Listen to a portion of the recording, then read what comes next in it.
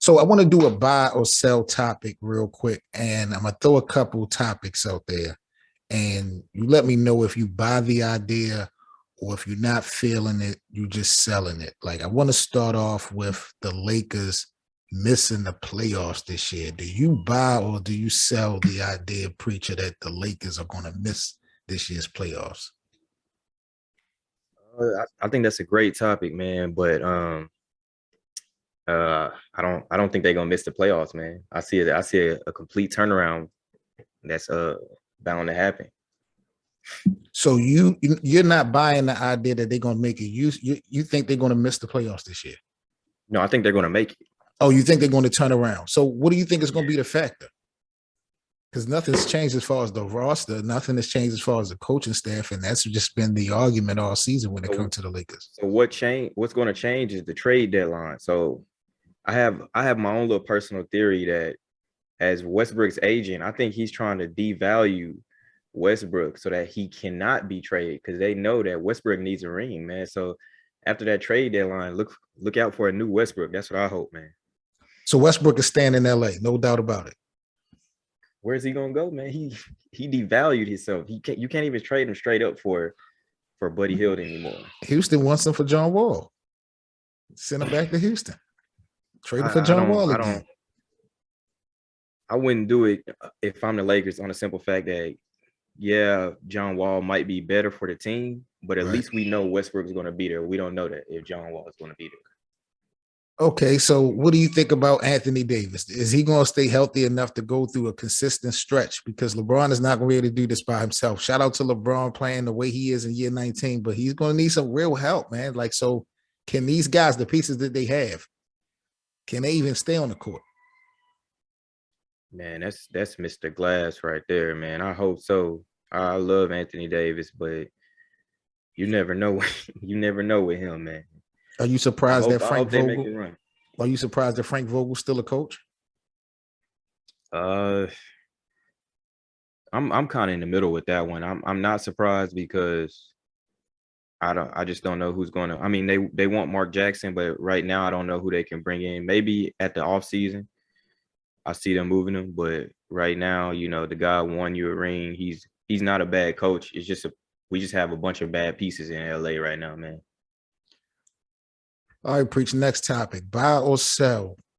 Buy or sell that LeBron James has won his last ring already.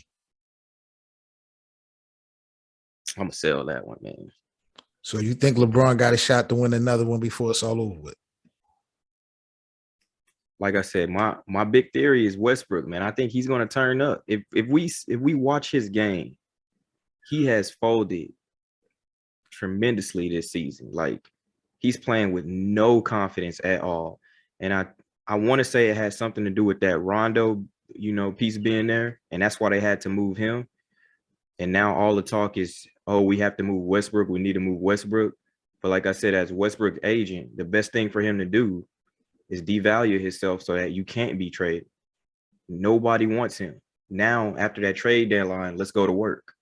What about the Frank Vogel factor? Because it seems to be when they bench Russell Westbrook in the fourth quarter, when he has the balls to do that, the Lakers are successful.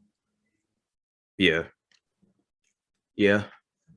Because, I mean, the way Westbrook is playing right now, if he gives any, like I said, if he gives any value to himself, he makes himself tradable at that point. So that's my whole thing, man. I just hope Westbrook is sticking with that, and him and his agent got something going on, because if he goes to Houston, he's not going to win a ring. He's going to lose, that credibility and be faced as, oh, you can never win with this guy. So he's not going to get nothing done in Houston. Right. So I think he knows LA is the best place for him right now. What you feeling like LeBron is going to win another ring? I feel like he's going to win another one too. But is this his last chance? Like, is this the year? Like, if they don't pull it off this year, can you still see LeBron maybe next year getting the ring? I think with the injuries and the lack of chemistry, like I'm about to bring up Brooklyn in a second, but some of the powerhouse teams that we thought would have been dominant, this is LeBron's shot if they can put it together. Right. Yeah, I think this is the year, and you never know, man. Like all it takes is for CP3 to go down, Curry to go down, and the West be wide open. So you Yep. never know, man. Yeah. And I think next year, man, LeBron is going to, take his foot off the gas just to try to save himself because he want to play with his son. I really think he wants Yeah, to right. do that, whether it's in LA or not in LA. So I don't see I LeBron am playing that liking the much. Cleveland talk. I Of am him going liking the back, Cleveland him talk. going back to Cleveland. I am liking that talk, man, because that's a nice squad. And then you can use maybe Colin Sexton and get that future pick. Like you could trade him straight up for a future pick for somebody. Because Colin Sexton pretty much, they can do without him and have LeBron walk in free agency in 2 years, draft his son. He got a nice team, and LeBron just signed there. Cleveland, that'd be interesting. Last buy or sell topic, man. Are you buying or selling preach that the Nets will still win this year's NBA Finals? I heard they might get rid of Harden, man. I'm liking Milwaukee in the East right now. I'm not gonna cap on that. I like Milwaukee. Milwaukee's chances. Durant, I hope he can stay healthy. Kyrie's only gonna play half the playoff games, so they're going to need him. So right now, I told you when this whole thing started, preach. We talked about this before when Harden first went to Brooklyn. I told you I wasn't sold on them winning the championship, and I told you they were not going to win the championship. But my argument was based off of defense. I felt like you can't win a 7-game series in the NBA without a defensive presence, no matter how good your offensive talent is. Like people are going to be able to study you. You're going to have to stop people. And I wasn't sold that Brooklyn's defensive presence was going to be able to get them a ring. But what I wasn't looking at was chemistry. Are you surprised that, KD, Kyrie, and James Harden, I think they've only played 16 games together since Harden came to Brooklyn? Yeah, that chemistry is it's not looking good right now, man. I mean, I like the addition of Patty Mills and some of those bench players give them, productivity here or there. But they need those 3 guys to, gel and get games together right now. And KD's just gonna be out for a minute. KD's hurt, and I think on the low, people might not say it, but I think this whole Kyrie vaccine experience has rubbed James Harden the wrong way. Right. I think low-key Harden feel like Kyrie is not all the way in. So if now Brooklyn's we got smart, trade they move rumors. Harden now. I think Brooklyn needs to move Harden now because he's gonna walk in the offseason. Well, I said that. I brought that up maybe a month or two ago that Daryl Morey was focusing on this Kyrie vaccine situation because he was going to try to go ahead and get James Harden. The relationship they had is Daryl Morey being the GM with the Rockets when, James Harden played in Houston. So I predicted this a couple of months ago. And Brooklyn, to me, bro, people talk about the 2005 Lakers as being the biggest disappointing team, the one that had Karl Malone, Gary Payton, Shaq, Kobe, and all them. They lost the finals to Detroit. This right here, this Brooklyn Nets team, if they don't win it this year, to me is the biggest disappointing team in NBA history. To have that much talent in their prime, KD, James Harden, and Kyrie, and you don't get it done for whatever reason. It's unacceptable to me. Man, I think I seen something you put in one of the group chats that in 2022, Brooklyn has lost more games than Rockets, the Pistons, the Pelicans. I was like, whoa. Yep. They got more wins, but they just not. Brooklyn has lost 8 in a row. The Brooklyn Nets are not playing well, and it's surprising to me because you have 3 guys that have carried their own team before. Now, Cleveland didn't have a lot of success under Kyrie, but he had his own squad at one point. KD pretty much, he had Russell, but OKC was KD's team, and we know James Harden had Houston. So those guys have led teams before, but they do not look good right now. What about some of the biggest shockers for you this season, man? To me, Joel Embiid is the biggest shocker. He's really my MVP favorite.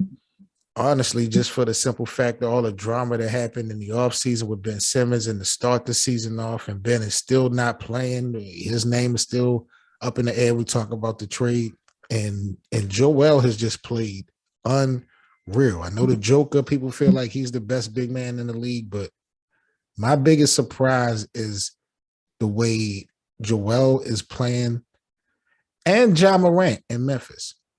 I was just about to say him because right now, for me, right now, I'm talking in 2022, number one PG. The number one PG. It was Curry, but Curry's had since 2022, Curry has not been Curry, man. Curry's been Ja struggling. Morant has been balling. He's been struggling, but I'm not putting Ja Morant over Steph. Preacher, you're disrespectful. That's disrespectful. I mean, you got to remember. Let's look at the last matchups. Ja Morant knocked Curry out of the play-in. He beat him the last 2 games. True. I mean, come on, man. That's true. He's had his number. That's true. He had his number. But Steph is a champion. Steph is an MVP. You know, I don't No, think you're right. You know, maybe we look at last year, maybe, you know, look at what Golden State had to deal with last year. Like, they wasn't even supposed to be there. Let's be honest. Neither was the Grizzlies. Grizzlies didn't have they didn't have Jaren Jackson. True. They barely had Dylan Brooks. They didn't have Steven Adams, Zaire Williams. They didn't have Desmond Baines. Like, these guys got weapons now, man. Watch out for Milwaukee. Memphis. Yeah, the culture in Memphis is unbelievable, man. Ja got them guys balling. Now, let me ask you this, because I got a podcast later on tonight. We got a special guest, but let me ask you this first. Because of the vaccine situation and how Kyrie is pushed back, is the NBA making Ja Morant the new Kyrie? Because Ja Morant is balling, don't get it twisted. But it seems like they putting extra lights on him, extra cameras on him. He's right, everywhere. You know what I'm saying? And it's just like, are they trying to not really punish or penalize Kyrie, but are they trying to take Kyrie's, you know, trying to give his spot? Like, you know what I'm saying? Because Ja Morant could fit right in. And I think Ja Morant is the leader that we always wanted Kyrie to be, man. Yep. Ja Morant got those boys balling. And like you said, he recreated the culture in Memphis. Like, they gonna be winning for a long time because of Ja Morant. They're winning. Like, it's just not that he got the handles, and all that stuff. They're winning games. Like, I was watching this guy finish, man. He finished just as good as Kyrie, if not a little bit more aggressive, because he will try to dunk. He will try to catch you. He will try to injure and dunk on you. He will try to injure. Yeah, he's gonna have to turn that down a little bit later on in his career. Yeah, but right because now, of injury. Yeah. Right now, he looks to be a problem. When you look at the draft, picking Zion over him just seems to be foolish. I knew that was going to backfire. He seemed to be light years above Zion. Like I said, man, I hate that draft because it got all messed up for me. I believe Phoenix was supposed to get number 1 and New York number 2. Ja Morant was supposed to go to Phoenix, man. And Zion was supposed to go to New York. That combination in Phoenix, though, they would have been with Book, Ayton, and Ja Morant. Whew. I like Chris Paul, but I think with Ja Morant, they would have been had a ring. Oh, I like Chris Paul. They'd have definitely beat Milwaukee. Exactly, because Ja Morant do not have the weapons that Chris Paul has. They definitely would have been something. So yeah, man, interesting to see how the NBA is going to push Ja Morant as long as he keeps being successful. You know what I mean? He's just everywhere with it. And I like it. You know what I'm saying? He deserves everything he's getting. But I'm just trying to figure out, when we talk about the faces of the leagues, it seemed like because of Kyrie not following suit, they're making him sit on the back of the bus. And Ja Morant might be the next, up when they come to that position and being a poster boy for the NBA. What about the front man? Do you still believe that LeBron is the front man for the face of the league? Yeah, LeBron James, no doubt, is still the face of the NBA. Why wouldn't he be? I can't argue that. Yeah, I can't argue that. Jersey sales, relevance in year 19, playing for one of the most popular teams in the NBA. And not only that, from Steph to KD to Kawhi. I know people been hurt, but none of those guys have snatched the glory. You know what I mean? We put their names up in the conversation with LeBron, and sometimes people talk about how they're better than LeBron, but none of those guys have actually snatched the title to be the undisputed face of the league. Like Kevin Durant just want to play basketball. He's not really, I'm not going to say he ain't into social issues and stuff like that, but he not frontlining it like LeBron do. Like KD just about hooping. Steph, Steph doing his little thing with his family, man, and he, getting his money with the advertisements and and all that type of stuff. But Kawhi, he's hurt and he's always been quiet. So to me, definitely LeBron is going to be the face until he retires. Right. I definitely agree, man. All right, Preach, man. I'm going to sign off now, but we are going to link up again real soon and do a full show, man. I wanted to chop it up, had these topics I wanted to put out, so I appreciate you locking in with me today. Oh, yeah. Yes, sir. Anytime, man. All right, man. Well, I'll probably hit you up tomorrow or the day after, and we'll put something together for sure.